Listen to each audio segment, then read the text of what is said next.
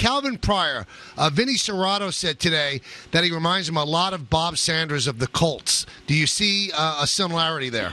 Well, I get, the comparison. You hear all these names being thrown out, but the one thing all the names have in common is a guy that clearly is a tremendous hitter and a difference maker as a hitter.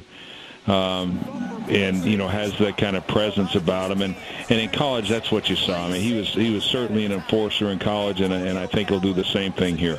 Is there a concern, Rex, at all by the way the league seems to lean against the big hits? You saw Roy Williams when he first came in the league with the Cowboys. It took him a little while to kind of get used to it. So is there that fine line between the big hit and what ends up being a yellow flag at the end of the play?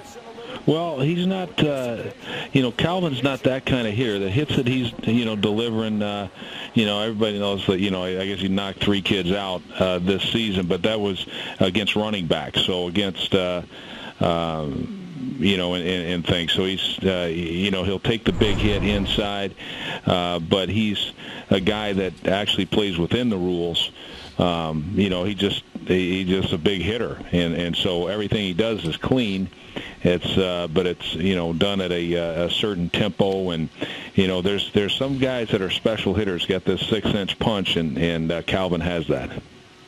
Now, obviously, Rex, every pick is going to be scrutinized and analyzed and picked apart. And one of the things about Pryor, well, he really didn't cover much in college. You think that guy can cover the pass?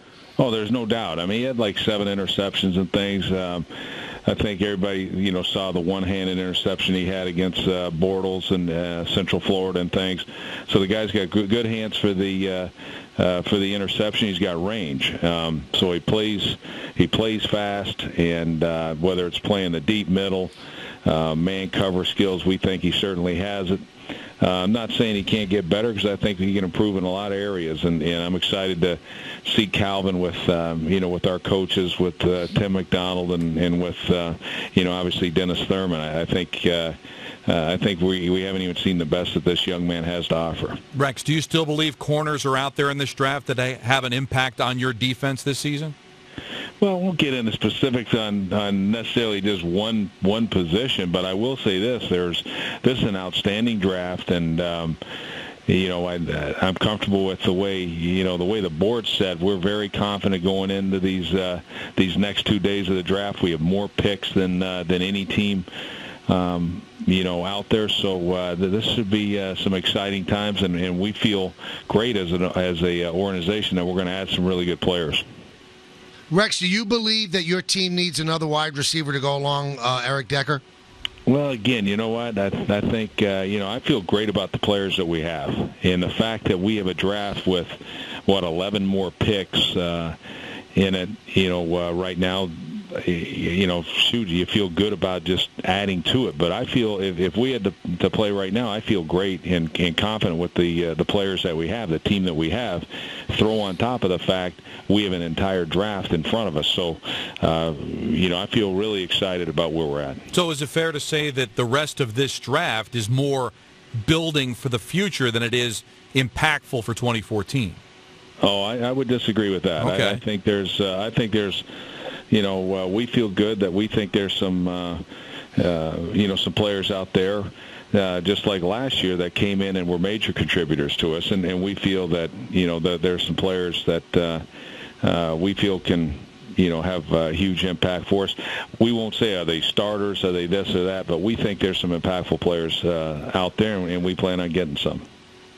Talking with Rex Ryan, head coach of the Jets. Rex, I'm just curious, when you picked Calvin Pryor yesterday with the 18th pick, I'm sure there were a lot of guys on your board. Was there a debate, or was when that pick came up and he was available, that's the guy we want?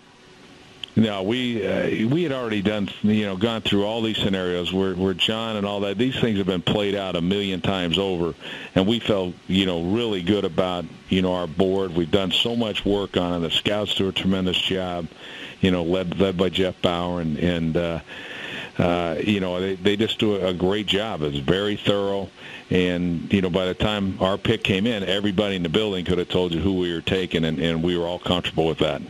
Now, general philosophy, is it any different than in the past where it's need for best available player? I mean, is there a general philosophy for you, Rex, going into the draft? Well, I think the big thing is, obviously you want to take you want to collect as much talent as you possibly can have, and you hope it matches up with need. That's in an ideal situation. I think where you get in trouble is when you just try to force a guy saying that, hey, you need, here's a need for you, and maybe you reach for him when you got several guys rated over that player. I think that's where you make mistakes.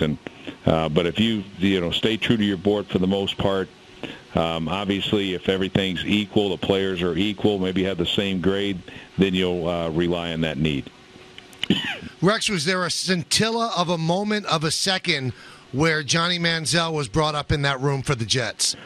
No, I tell you what, he's he was a tremendous player in college, obviously, and winner of the Heisman Trophy, I think speaks for itself. But for us, we just focused on our board, and when Calvin was there, clearly that was the Jet choice and the only choice.